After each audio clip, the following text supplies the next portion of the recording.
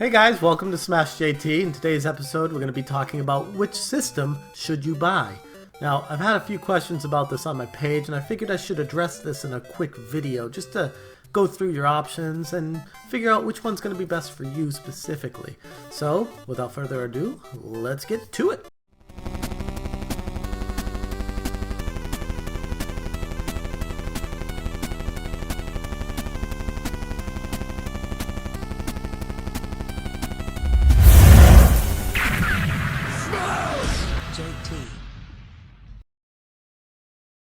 Hey there guys. Okay, so much to my wife's chagrin, I actually own all of these systems, so I feel like I'm a pretty good barometer as far as which one is best and which one is not.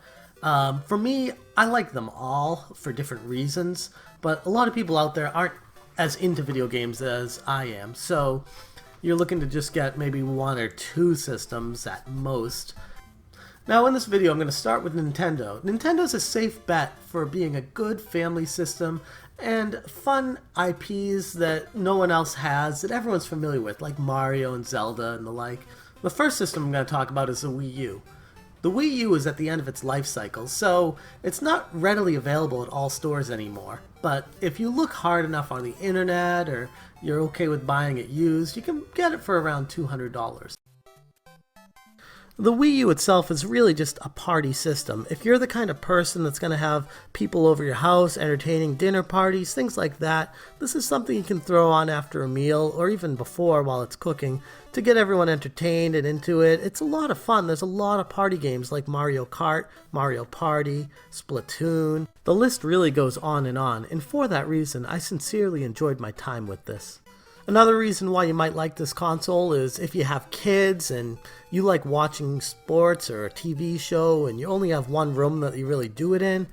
Like for me, for example, my son likes to play video games, so I give him the Wii U controller and he can actually play it on the screen while I'm watching TV. Things to keep in mind with this: it's free online, but the online is not that great. It's no voice chat in most games and it's lacking in a lot of aspects. And there's a severe lack of third-party support, but if that's not a big deal for you, then it's not really a problem.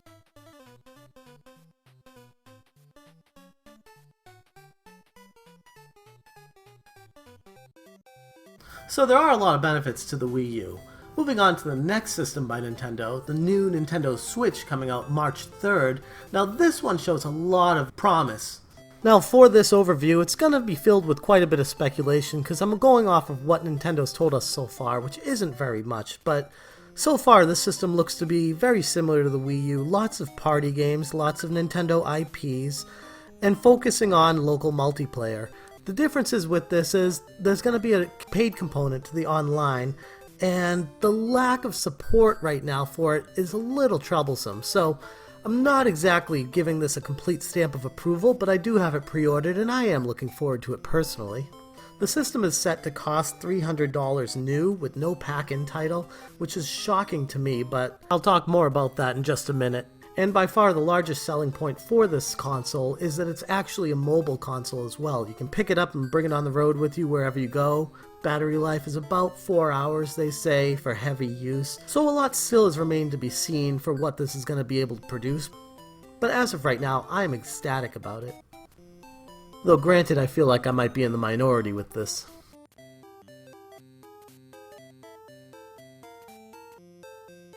One thing that I'm extremely frustrated about is that there is no pack-in game with this console, which is, in this day and age, kind of outrageous. I mean, they are competing with the likes of the systems I'm about to talk about, and to put themselves behind like this is probably not the wisest business decision, but it's Nintendo being Nintendo.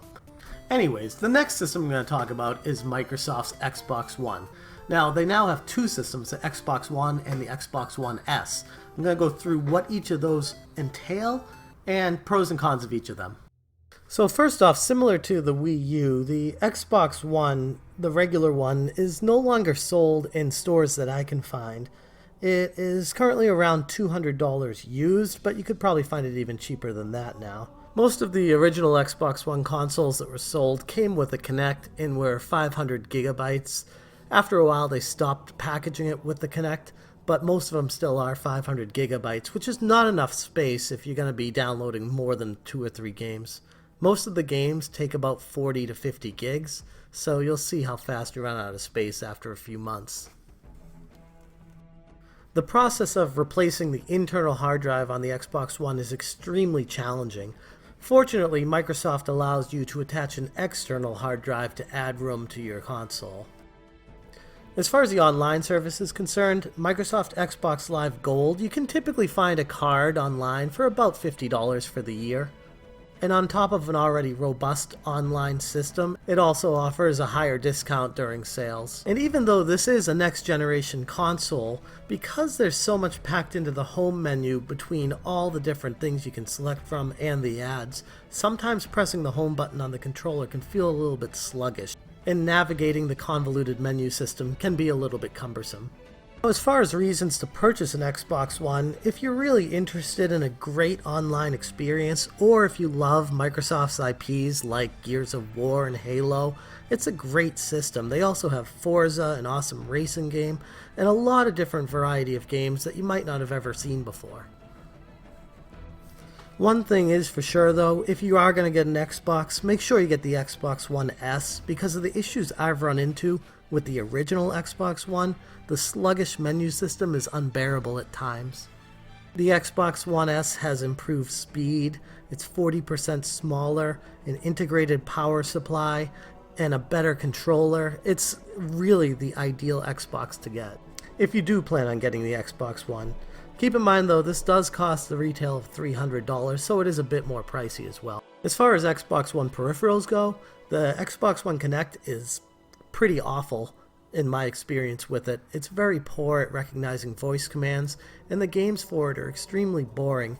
It doesn't typically keep up with your body, even though it's the next generation Kinect, so I'm not really sure why Microsoft was pushing it so hard at the beginning, but I'm glad they've moved away from it. If for some reason you absolutely must get the Kinect and you're getting the Xbox One S, just keep in mind you're going to need to buy a separate adapter to be able to connect it. Now, one thing the Xbox One S does have over the PS4 Pro is the ability to play 4K Blu-ray discs.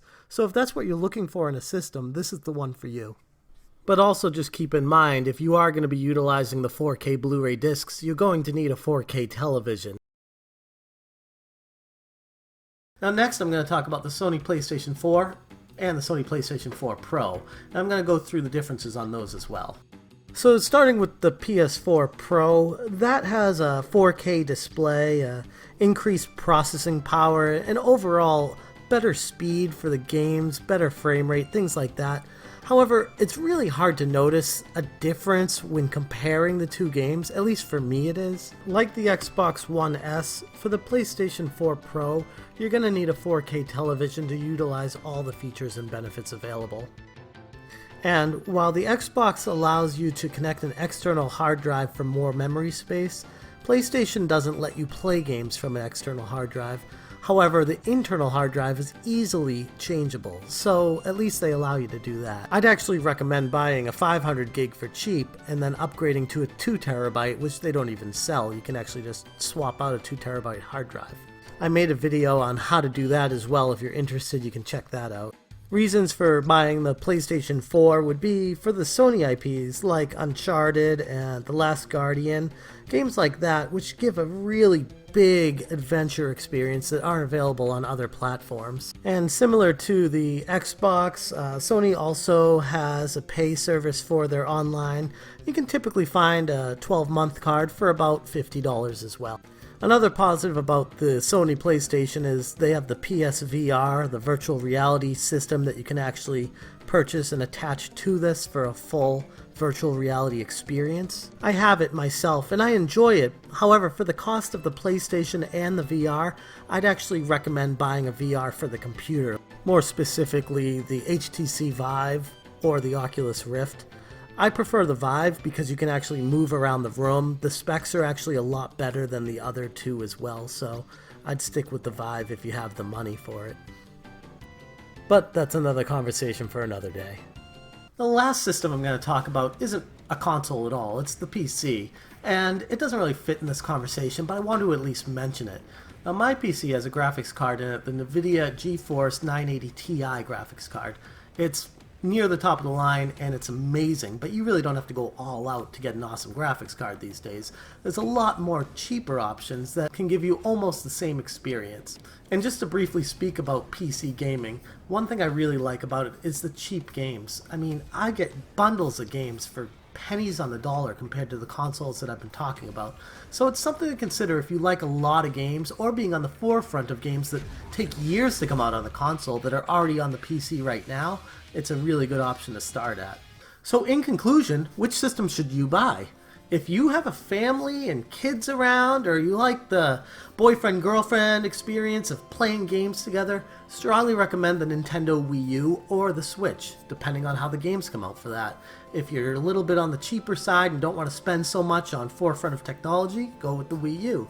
If you have a little bit of extra money to spend, go with the Switch. Now my next point's a little obvious, but if you're into Halo or Gears of War or those kind of IPs, obviously Xbox is going to be the best place for you to be. But if you're really into the best all-around ecosystem in gaming, I'd really strongly recommend the Sony PlayStation 4. Not the PS4 Pro, just the PlayStation 4. Save yourself a little bit of money. PS4 Pro may do 4K, but it's a negligible difference. All the reviews online talk about how it's really hard to tell a big difference, especially right now. Developers aren't taking too much advantage of it, so I'd strongly recommend sticking with the PS4, just the regular version, or the PS4 Slim. And finally, if you're looking for the best system all around, you'd have to go with PC gaming. Now, I know people always say, PC Master Race, it's amazing, you don't know it if you don't have it. But it's kind of true. I used to feel like consoles were the way to go because I didn't have the PC. Once I finally took the dive into the PC realm and started on these games, it blew me away. There's so many games here that finally are showing up on the systems years after it, like I spoke about, and they've been here forever. And they're way cheaper. I have more games on this than I'm ever going to play, which kind of is a problem, but ultimately, my point of this video is just to make sure you're informed when you go out to make your purchase, so I hope that helps. If you guys have any questions or comments about this video, please feel free to write them down in the comments section there. And don't forget, like and subscribe. Thanks so much, guys. Have a good one.